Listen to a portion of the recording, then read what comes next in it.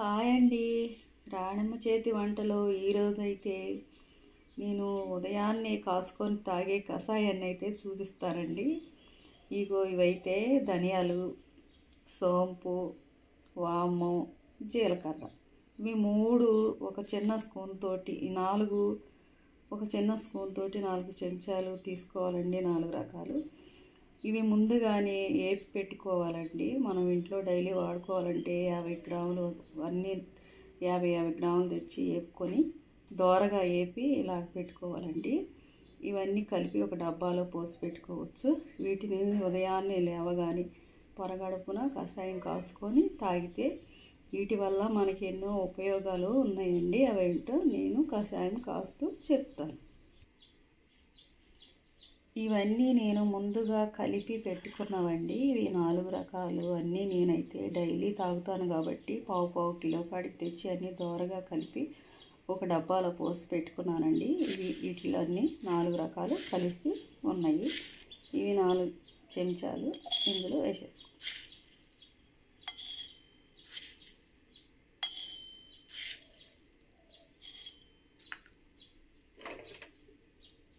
Glass నిండా water పోసి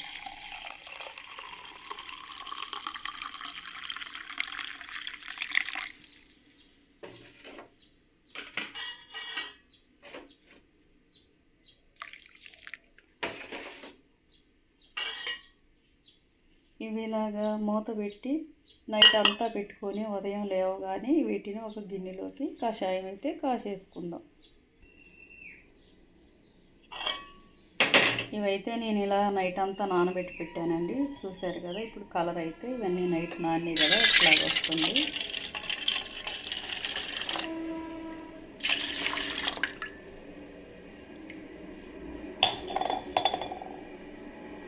ఇవి ఇప్పుడు పొయ్యి మీద పెట్టుకొని మరిగించుకుందాం. ముందుగా స్టవ్ ఆన్ చేసి గిన్నె పెట్టేసి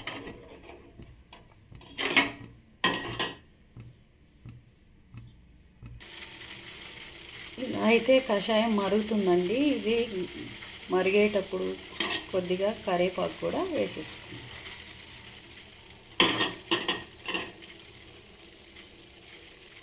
దీనిలో చిన్న బెల్లం ముక్క కూడా వేసేసుకుందాం. ఈ కషాయం గలాసు నీళ్ళు పోసి పెట్టాం కదండి, ఇది 1/2 గ్లాసు అయ్యేంత వరకు మరిగించుకుందాం. ఇది ఉపయోగాలు ఏంటంటే ధనియాలు వల్ల మనకి థైరాయిడ్ కంట్రోల్లో ఉంటుందండి, తగ్గుతుంది కూడా. లేని వాళ్ళకైతే రాకుండా చేస్తుంది. వాము ఆరాంపుకి మంచిది, సోంపు కూడా అలాగే ఆరాంపుకి ఉంది. ఇంకా జీలకర్ర వచ్చేసి అది కూడా గ్యాస్ ప్రాబ్లం తగ్గిస్తుంది కదండి. మనకి ఎప్పుడన్నా గ్యాస్ ఉందంటే కొంచెం నోట్లో జీలకర్ర వేసుకుంటాం కదా, అది కూడా ఇలా ఉపయోగపడుతుంది.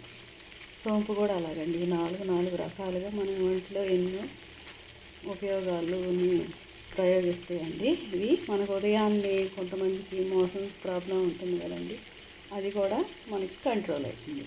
ఎందుకంటే మనకి చాలామంది ఇబ్బంది పడుతూ ఉంటారు కదండి. ఇది తాగితే కొద్ది రోజులు ఉదయాన్నే బాత్రూమ్కి అయితే వెళ్ళిపోతారు.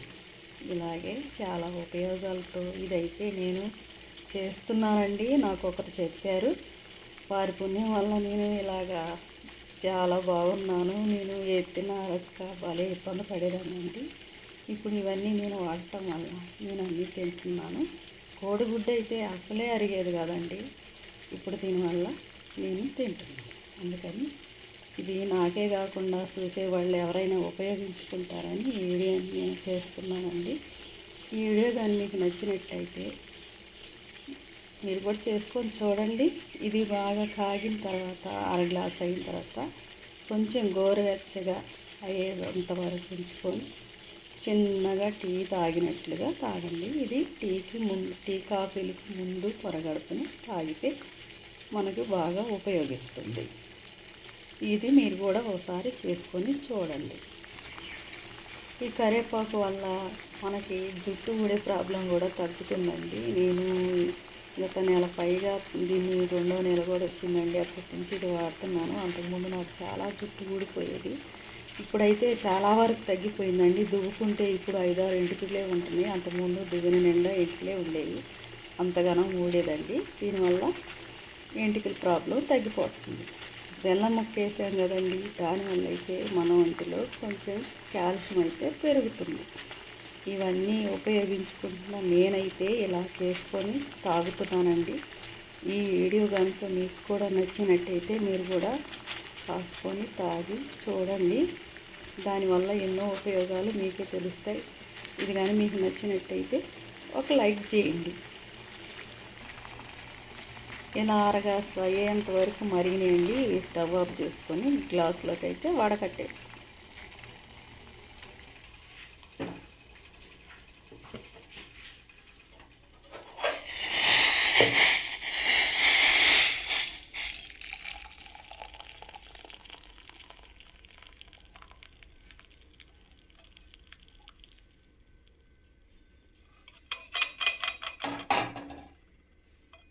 ఇవైతే ఇలా వడకట్టేసామండి. చూసారు కదండి. ఇవి గ్లాస్ అయితే అర గ్లాస్ అయ్యేంత వరకు మరిగించుకున్నాం.